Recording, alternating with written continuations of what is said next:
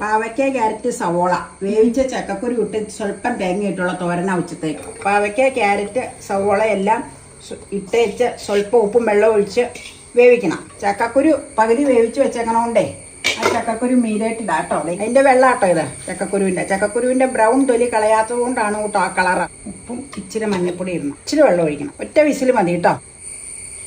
ചക്കക്കുരു വേവിച്ച പാത്രത്തിൽ ഇച്ചിരി വെള്ളം എടുത്ത് ഒഴിക്കുവാണ്. ഇനി നമുക്ക് ഒറ്റ വിസിൽ മാത്രം. ഒറ്റയ്ക്കൊരു വിസിലടിച്ച പാവയ്ക്ക, ക്യാരറ്റ്, ചക്കക്കുരു, സവോള, തേങ്ങയും വേപ്പിലയും ഇതിലേക്ക് ഇടുക.